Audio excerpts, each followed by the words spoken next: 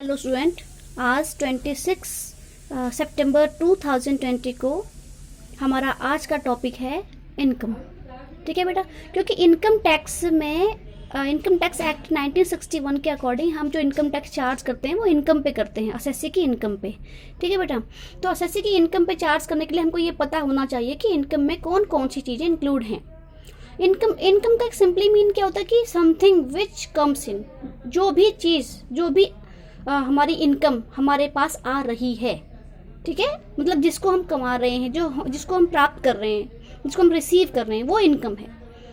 ठीक है, तो देखो, the term income simply means something which comes in, यानी कि इनकम का हमारा इनकम टैक्स एक्ट 1961 है, उसका सेक्शन नंबर 2 पार्ट 24 ये कहता है कि जो हमारी इनकम है उसका सिंपली मीन क्या है कि समथिंग विच कम्स इन, वो कुछ भी चीज़ जो हमारे पास आ रही है, जिसको हम रिसीव कर रहे हैं। It is a periodical return with regularity, और ये पीरियोडिकल रिटर्न होती है, ये मंथली मिल सकती है, ये पर 15 डेज में मिल सकती है, ये पर 3 मंथ्स में मिल सकती है, क्वार्टरली मिल सकती है, 6 मंथ में मिल सकती है, ईयरली मिल सकती है, या 2 ईयर, 3 ईयर, 4 ईयर्स के बाद भी मिल सकती है। इसलिए इसको पीरियोडिकल रिटर्न कहते हैं। रिटर्न का मतलब जो हमारे पास आ रहा है, तो it is a periodical return with regularity, और वो रेगुलर आ रहा है हमारे पास। ठीक है, तो वो इनकम है। Income does not only refers to monetary but also includes non-monetary returns। ठीक है बेटा, तो कहता है कि income does not only refers to monetary but also include non monetary returns. ठीक है, इसमें हमारे पास मॉनेटरी रिटर्न्स, मॉनेटरी रिसिप्ट्स को तो हम इंक्लूड करते ही हैं इनकम में, बट इसमें नॉन मॉनेटरी रिटर्न्स भी इंक्लूड होती हैं। जैसे हमको कोई गिफ्ट मिल गया, ठीक है, परक्विजिट्स मिल गए, उसको फिर हमने क्या करना है, क्योंकि वो हमको नॉन मॉनेटरी फॉर्म में रिसीव होते हैं, हम उसको क्या करते हैं कि मॉनेटरी फॉर्म में हम उसकी वैल्यूएशन करते हैं, उसके बाद उस पर इनकम टैक्स लगाया जाता है। ठीक है, तो it includes value of benefits and perquisites, जो भी बेनिफिट्स असेसी को हो रहे हैं, चाहे अलाउंसेस हैं, परक्विजिट्स, सैलरी के साथ साथ कुछ परक्विजिट्स मिलते हैं, जैसे फ़ोन मिल गया, कार मिल गई, ठीक है, रेंट फ्री हाउस मिल गया, ये सारे परक्विजिट्स होते हैं। तो ये असेसी को फ्री की इनकम होती है, इसलिए इस पे गवर्नमेंट क्या करती है, इसका वैल्यूएशन करती है इनकम टैक्स के अकॉर्डिंग, और उसके बाद इस पर टैक्स चार्ज करती है। ठीक है, तो इनकम में हर चीज़ शामिल हो सकती है। जैसे इनकम में अगर बिजनेस एंड प्रोफेशन है तो उसमें से जो प्रॉफिट हो रहा है, जो गेन्स हो रहे हैं, ठीक है, किसी ट्रस्ट को कोई इनकम हो रही है, ठीक है, किसी LIC कंपनी कोई इनकम हो रही है, कंपनीज को कोई इनकम हो रही है, सैलरी आ रही है, ठीक है, profit in lieu of salary आ रहा है, और हाउस प्रॉपर्टी से रेंटेड इनकम आ रही है। ठीक है, बैंक में हमारा FD है, या हमने जो फिक्स डिपॉजिट्स हैं उस पर जो इंटरेस्ट आ रहा है, ये सारी हमारी इनकम्स में इंक्लूड होती हैं। मतलब असेसी को कहीं से भी कोई भी रिटर्न्स मिल रही हैं, रिसीप्ट्स हो रही हैं, वो सारी हमारी इनकम में इंक्लूड की जाएंगी, चाहे वो मॉनेटरी फॉर्म में है, चाहे वो नॉन मॉनेटरी फॉर्म में है। ठीक है, तो देखो फीचर्स ऑफ इनकम। अब क्या है कि हमारी इनकम का फीचर्स क्या क्या है, इनकम के फीचर्स क्या क्या होते हैं।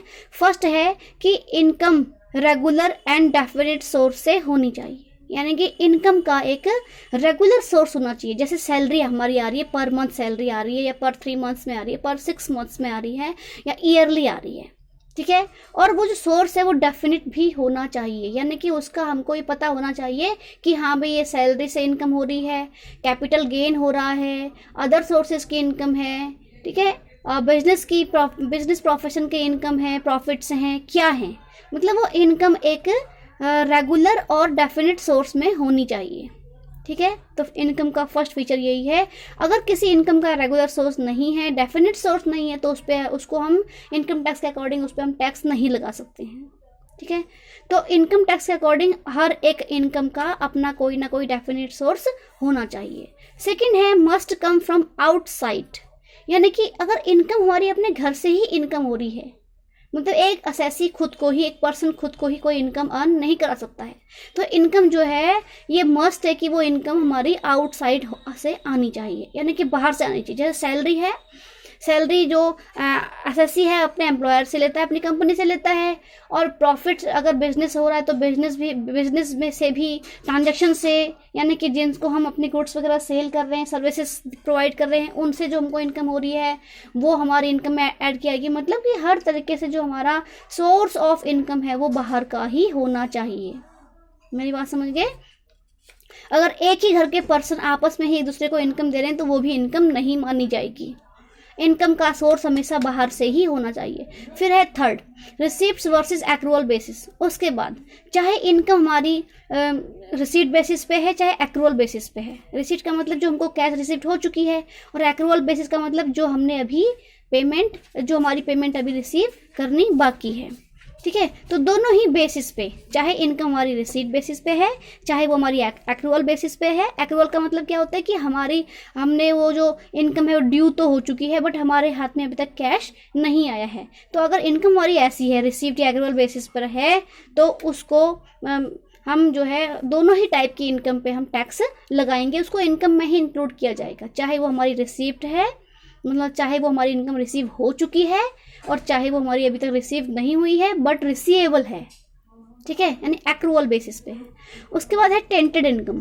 जैसे टेंटेड इनकम क्या होती है? इस टेंटेड इनकम का मतलब क्या होता है कि जो हमारा इनकम टैक्स एक्ट है उसके अकॉर्डिंग इनकम चाहे लीगल हो चाहे इलीगल हो, दोनों ही टाइप की इनकम पे हम जो है टैक्स लगाएंगे। कोई पर्सन ये कह के इनकम टैक्स से बच नहीं सकता है कि भाई ये जो इनकम है ये इलीगल है।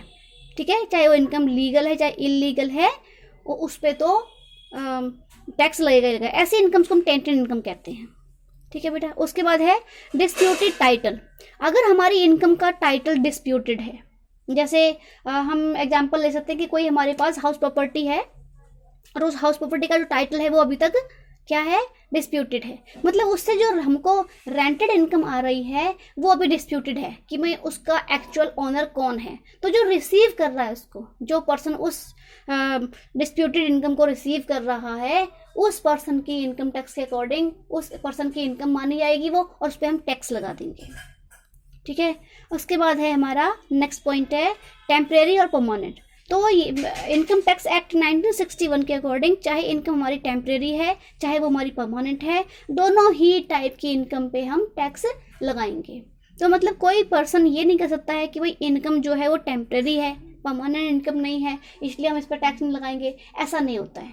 ठीक है, मतलब चाहे इनकम हमारी टेम्परेरी है, यानी कि आज आ गई कल नहीं आई फिर परसों आ गई, इस तरीके से, मतलब इस मंथ आ गई, ठीक है, अगले मंथ नहीं आई फिर उसके अगले मंथ आ गई, इस तरीके से अगर वो टेम्परेरी इनकम है तो उस पर भी हम टैक्स लगाएंगे। ऐसा नहीं कि भाई नहीं लगाएंगे। ठीक है। उसके बाद है 7th पॉइंट हमारा लमसम रिसिप्ट। और अभी ऊपर हम जो जितना ही पढ़ के आए कि रेगुलर है, इनकम रेगुलर होनी चाहिए, रेगुलर सोर्स से होनी चाहिए, ठीक है, टेम्परेरी होनी चाहिए, परमानेंट होनी चाहिए, ये सब पढ़ के आए हैं। अब एक पॉइंट और आता है कि अगर हमारी इनकम, हमारी रिसिप्ट हमारी लमसम हो गई है। लमसम का मतलब क्या होता है कि वो इकट्ठे आ रही है हमारे हाथ में, लमसम। ठीक है, तो अगर वो रिसीट हमारी लमसम है तो भी उस पर इनकम टैक्स लगेगा। इसका बेस्ट एग्जाम्पल है पेंशन। ठीक है, एक पेंशन होती है जो हमारी कम्यूटेड हो जाती है। कम्यूटेड पेंशन का मतलब हमको इकट्ठे मिल जाती है, लमसम में मिल जाती है। एक पेंशन ऐसे होती है जो हमारी पर मंथ आ रही है।